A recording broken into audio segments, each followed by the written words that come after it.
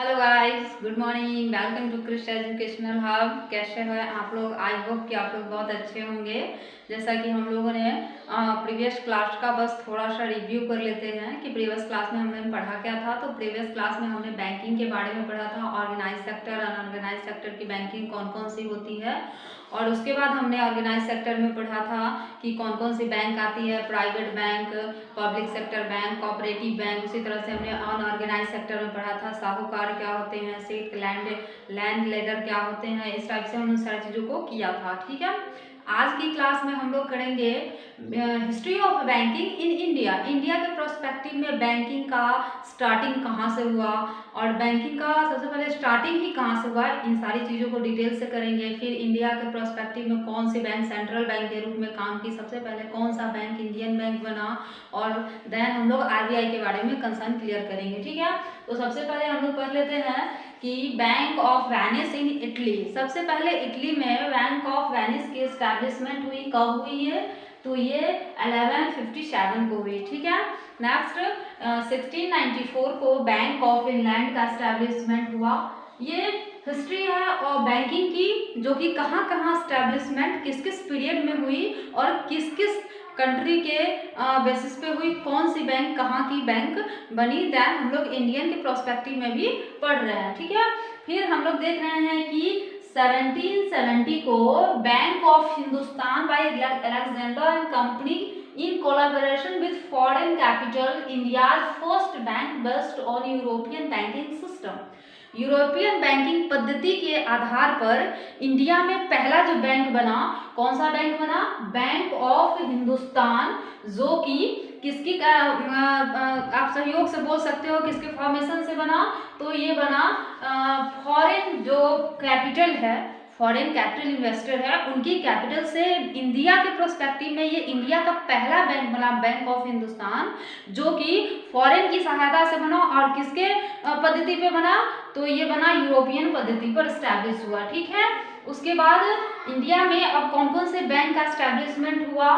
तो 1806 में bank of Bengal की एस्टैब्लिशमेंट हुई। फिर 1840 में बैंक ऑफ बॉम्बे, जो कि बॉम्बे में एस्टैब्लिशमेंट हुई। उसके बाद 1843 बैंक ऑफ मद्रास, यानी कि धीरे धीरे इंडिया के जो भी आप कह सकते हो महानगर कैपिटल है, उसमें क्या हो रहा है? बैंक का एस्टैब्लिशमेंट हो रहा है ना।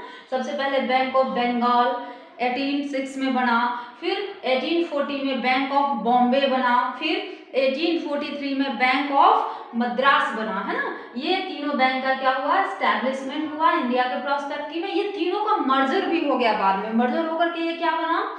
इंडिया का सेंट्रल बैंक के रूप में काम किया, जो कि इस बैंक का नाम क्या हुआ? Imperial bank of India. ये काफी दिनों तक इंडिया का सेंट्रल बैंक भी रहा, इसको हम आगे पढ़ेंगे। ये जो तीनों प्रेसिडेंसी बैंक है, bank of Bengal, bank of Bombay, bank of Madras, ये तीनों का क्या हुआ? मर्जर हो गया। और मर्जर होने के बाद ये इंपीरियल बैंक ऑफ इंडिया बना, जो कि बाद में 1921 में सेंट्रल बैंक ऑफ इंडिया के रिफॉर्म में काम किया कुछ दिनों तक। फिर इनका बाद में चेंज होकर के कौन सा बैंक बना? ये इंडिया का स्टेट बैंक ऑफ इंडिया जो अभी काम कर रही है, वो स्टेट बैंक ऑफ इंडिया 1951 में ये बनी। ठीक है, फिर 1865 में इलाहाबाद बैंक बना, जो कि कहाँ स्टैब्लिश हुआ? कोलकाता में स्टैब्लिश हुआ।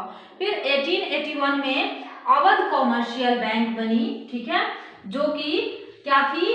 First bank oriented by Indian on limited liabilities basis. ये पूर्णतः भारतीयों के द्वारा भारत में इंडियन कैपिटल के एस्टैब्लिशमेंट पे हुई थी। ठीक है, फिर 1894 में पीएनबी, जो कि अभी पंजाब नेशनल बैंक है, फर्स्ट इंडियन बैंक, भारत का पहला पूर्णतः इंडिपेंडेंट बैंक बना। कौन सा बना?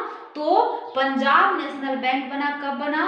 1894 में बना। ठीक है, जो कि किसके कोलैबोरेशन से हुआ? तो लाला लाजपत राय और दयाल सिंह के दोनों के मतलब सहयोग से बना। ठीक है ना, जो कि कहाँ एस्टैब्लिशमेंट हुआ?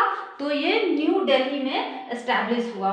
फिर 27 जनवरी 1921 को हमने जैसा कि बात किया था कि जो तीन बैंक थे हमारे यहाँ, जिनकी एस्टेब्लिशमेंट हुई थी 806 में बैंक ऑफ बंगाल, 1840 में बैंक ऑफ बॉम्बे और 1843 में बैंक ऑफ मद्रास, ये तीनों को मर्जर करके बना इंपीरियल बैंक ऑफ इंडिया।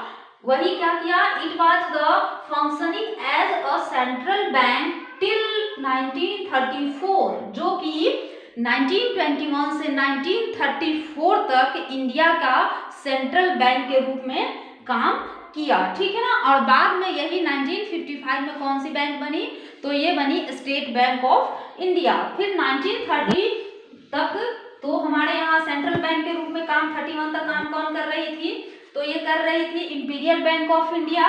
फिर सेंट्रल बैंक इन इंक्वायरी कमेटी, एक इंक्वायरी कमेटी बनी 1930 में, जो कि कौन सी कमेटी बनी, इस बेसिस पे कमेटी बनी कि इंडिया के प्रोस्पेक्टिव में एक ऐसा बैंक होना चाहिए जो कि सिर्फ मॉनेटरी फंड या बैंक का फॉर्मेशन, बैंक में सारे बैंक को वर्क कैसे करना है, मतलब बैंक की लायबिलिटी कैसे निर्धारित करनी है, इट मीन्स कि ऑल ओवर जो बैंकिंग प्रोस्पेक्टिव सारे बैंक का एक मॉनिटर होना चाहिए जो सारे बैंक को ऑर्गेनाइज करे और सारे बैंकों पर अपनी निगरानी बनाए रखे। हालांकि एसबीआई जो कि इंपीरियल बैंक ऑफ इंडिया के रूप में 1921 से वर्क कर रही थी, वो एक बिजनेस वर्कर के रूप में भी, बिजनेस बैंक के रूप में भी काम कर रही थी और मॉनेटरी फंड के रूप में भी काम कर रही थी, लेकिन ये दोनों एक साथ पॉसिबल नहीं थे। इसलिए एक कमेटी गठित हुई 1930 में, जो कि सेंट्रल बैंकिंग इंक्वायरी कमेटी के रूप में गठित हुई। और इसमें क्या हुआ, इसमें ये हुआ कि एक ऐसा बैंक होना चाहिए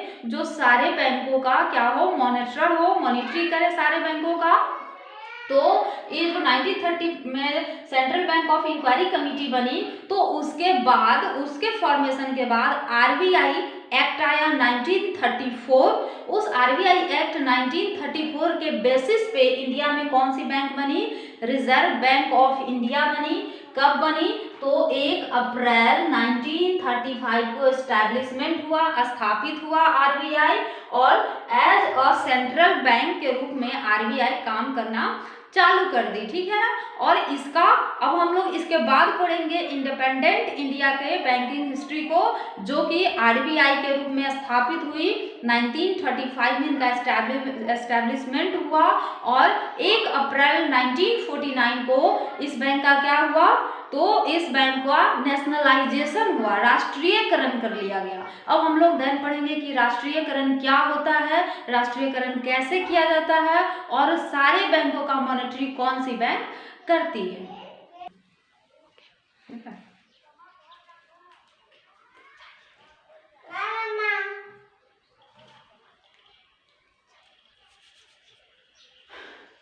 हाँ, तो जैसा कि हम लोगों ने नेशनलाइज तक पढ़ा था, तो 1 जनवरी 1949 नेशनलाइजेशन ऑफ आरबीआई इन मुंबई। तो 1 जनवरी 1949 को आरबीआई का नेशनलाइजेशन हुआ, जो कि कहाँ हुआ, मुंबई में हुआ। अब यहाँ से क्या हुआ, बैंकिंग का जो एक प्रोस्पेक्टिव एक वे था वो अब एक फ्लो पकड़ने लगा। इट मीन्स कि सारे बैंक की एक गवर्निंग बन गई, नेशनलाइज बैंक, जो कि RBI reserve bank of India के नाम से जानी जाती है। अब सारे जो जितने सारे बैंक थे वो सारे किसके अंदर वर्क करने लगे, तो आरबीआई के अंदर वर्क करने लगे। उसके बाद 1 जुलाई 1955 imperial bank of India was nationalised and named SBI. अब जो हमारा पहले कभी इंडिया का सेंट्रल बैंक हुआ करता था, जो कि 3 बैंकों के प्रेसिडेंसी के मिलकर के बना था, वो इंपीरियल बैंक ऑफ इंडिया का नेशनलाइजेशन हो गया। और नेशनलाइजेशन के बाद उसका कौन सा नाम पड़ा, तो स्टेट बैंक ऑफ इंडिया। ये भी अब एक कॉमर्शियल बैंक है, लेकिन ये कब से कब तक, तो ये एसोसिएट बैंक के रूप में आज भी रिजर्व बैंक का काम करती है। फिर 1 जुलाई 1964 आईडीबीआई यानी कि 1 जुलाई 1964 को आईडीबीआई यानी कि industrial development bank of India का क्या हुआ, एस्टैब्लिशमेंट हुआ, जो कि कहाँ हुआ, मुंबई में हुआ, ठीक है। फिर 19 जुलाई 1969 को वो सारे बैंक जो कि जिनकी कैपिटल यानी कि पूंजी मोर देन या 15 करोड़ और मोर देन 50 करोड़ था, उन सारे बैंकों का क्या होने लगा, नेशनलाइजेशन होने लगा। जबकि इंदिरा गांधी गवर्नमेंट थी, इंदिरा गांधी की सरकार थी, उसने क्या किया, उन्होंने किया कि सारे बैंकों का, जो भी बैंक जिनकी कैपिटल 50 करोड़ या मोर देन 50 करोड़ है, उनका नेशनलाइजेशन करने लगी। तो उस टाइप के बैंक कितने थे, those was deposit amounted to 50 crore और मोर देन, यानी कि वो सारे बैंक जिनकी जमा पूंजी डिपॉजिट जो थी वो 50 करोड़ थी और मोर देन 50 करोड़ थी, उसका क्या होने लगा, नेशनलाइजेशन, जिसमें कि 1969 में 14 बैंक्स, 14 बैंकों का नेशनलाइजेशन हुआ। अब नेशनलाइजेशन क्या होता है, एक वर्ड हम ये समझ लेते हैं। तो नेशनलाइजेशन का मतलब ये होता है कि जिसमें 50% और नहीं 51% या मोर देन 51% गवर्नमेंट की शेयर होती है और 49 या लेस देन 49% किसकी शेयर होती है, किसी प्राइवेट शेयर होल्डर की शेयर होती है। तो इस टाइप से क्या होने लगा, नेशनलाइजेशन, यानी कि गवर्नमेंट बैंकों के साथ अपना कॉम्बिनेशन बनाने लगी। क्यों बनाने लगी, क्योंकि फाइनेंशियल इंक्लूजन करना था। बैंकिंग उन जगहों पे थी जो कि काफी डेवलप्ड एरिया थे, जहाँ पे पर कैपिटा इनकम पब्लिक की वहाँ पे अधिक थी, पर ये जो आप जो कहते हैं जमीनी स्तर ऑन द लैंड नहीं पहुंच पा रही थी। वो गरीब व्यक्ति या वो व्यक्ति जो कि हमारे, जैसे कि जानते हैं कि हमारे गांव में ही भारत की आत्मा आज भी निवास करती है, इंडिया की बहुत सारी पॉपुलेशन आज भी गांव में ही रहती है। तो बैंक थे पर इनकी पहुंच गांव के स्तर से नहीं थी, जमीनी स्तर से नहीं थी। तो इंदिरा गांधी की सरकार जो थी, उन्होंने ऐसा सोचा कि हमको फाइनेंशियल इंक्लूजन करना है, यानी कि पब्लिक तक इन बैंकों को पहुंचाना है, इन बैंकों का सेवा या इन बैंकों से जोड़ना है गांव तक के थर्ड पर्सन, यानी कि सबसे अंतिम व्यक्ति तक हमको गांव तक इन बैंकों को पहुंचाना है। तो उन्होंने क्या किया, बैंकों का नेशनलाइजेशन करना शुरू कर दिया। इट मीन्स कि अब उसमें गवर्नमेंट की भी शेयर है, अब गवर्नमेंट के हिसाब से वो बैंक क्या होगी, रनिंग होगी। तो जब 1969 में बैंकिंग का क्या हुआ, नेशनलाइजेशन हुआ, तो उस समय इंडिया में 14 बैंक का नेशनलाइजेशन हुआ। उसके बाद क्या है, 15 अप्रैल 1980 को 6 बैंक और नेशनलाइज हुए, 6 बैंकों का और नेशनलाइजेशन किया। उस समय उन बैंकों का नेशनलाइजेशन किया जिनकी कैपिटल या डिपॉजिट जो थी 200 करोड़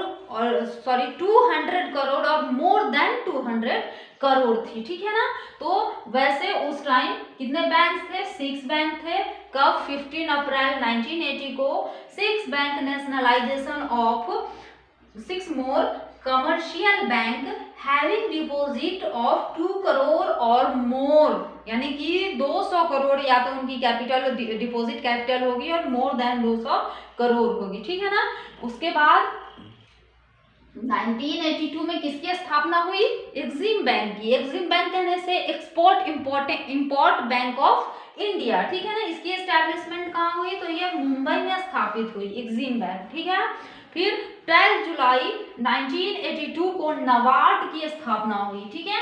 नबार्ड वही बैंक है जो कि आज भी गांव के क्षेत्र में बहुत अच्छा वर्क कर रही है और इसके थ्रू हर एक पब्लिक को लाभ मिल रहा है। तो नबार्ड कौन सी बैंक है, national bank for agricultural and rural development bank जो है वो नबार्ड है, जिसकी स्थापना 12 जुलाई 1982 को हुई। ये खासकर एग्रीकल्चरल सेक्टर में लोगों को गांव के क्षेत्र में खास करके अच्छा परफॉर्म कल भी करती थी, आज भी कर रही है। इनसे लोगों को काफी हद तक बेनिफिट्स मिल रहे हैं, ठीक है। फिर 1 जुलाई 1988 को NHB यानी कि नेशनल हाउसिंग बैंक की स्थापना, नेशनल हाउसिंग बैंक की क्या हुई, एस्टैब्लिशमेंट हुई, जो कि कहाँ हुई, तो वो न्यू दिल्ली में हुई, ठीक है।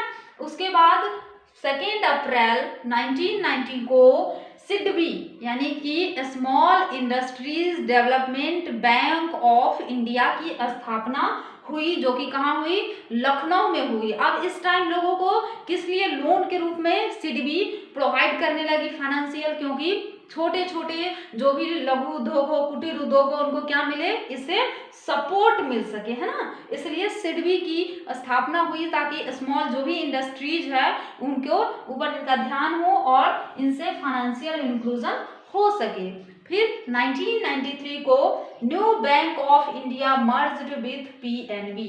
अभी तक हम लोगों ने पढ़ा कि नेशनलाइज हुआ बैंक, नए नए बैंक का क्या हुआ, एस्टेब्लिशमेंट हुआ। अब हम पढ़ रहे हैं क्या कि अब मर्ज होना है, यानी कि बैंकिंग क्या हो रही है, मर्ज हो रही है, एक बैंक दूसरे बैंक के साथ क्या हो रही है, मर्ज हो रही है, मिल रही है। अब ये कहाँ से कहानी शुरू हो रही है, तो 1993 से शुरू हो रही है ना। इसमें इस समय न्यू बैंक ऑफ इंडिया जो थी वो मर्ज हो गई किसके साथ, पीएनबी यानी कि पंजाब नेशनल बैंक के साथ मर्ज हो गई 1993 में। उसके बाद हम लोग ने देखा कि 1 अप्रैल 2090 को क्या हुआ, तो विजया बैंक और देना बैंक, ये दोनों बैंक जो है वो किसके साथ मर्ज हो गई, तो पीएनबी के साथ उनका क्या हुआ, मर्ज हो गए ये दोनों बैंक, है ना। अब हम लोग क्या पढ़ रहे हैं, अब हम लोग मर्ज होने की कहानी पढ़ रहे हैं। पहले हम लोग पढ़ रहे थे कि नए नए बैंक का एस्टेब्लिशमेंट हो रहा है, नेशनलाइजेशन हो रहा है बैंकों का, गवर्नमेंट फाइनेंशियल इंक्लूजन करा रही है। लेकिन अब हम लोग क्या पढ़ रहे हैं, मर्ज पढ़ रहे हैं। कब से पढ़ रहे हैं, तो 1993 से पढ़ रहे हैं, ठीक है। फिर रिसेंटली 2019 में विजया बैंक और देना बैंक मर्ज हुई है किसके साथ, बीओबी के साथ।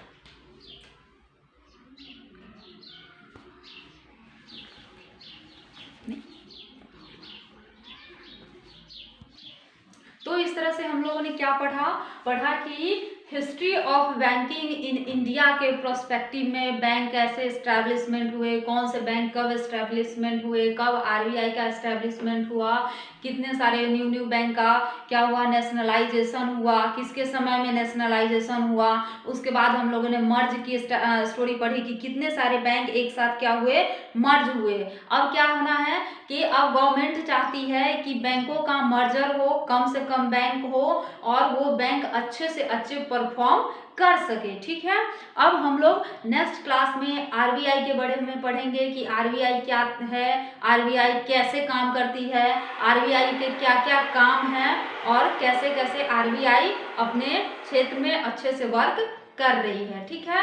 तो आप इन क्लास को अच्छे से देखिए, नोट कीजिए, समझिए, कुछ प्रॉब्लम हो रही है तो कमेंट कीजिए और कृपया करके समझ में आ रही है तो प्लीज़ लाइक शेयर और सब्सक्राइब ज़रूर कीजिए। Thank you.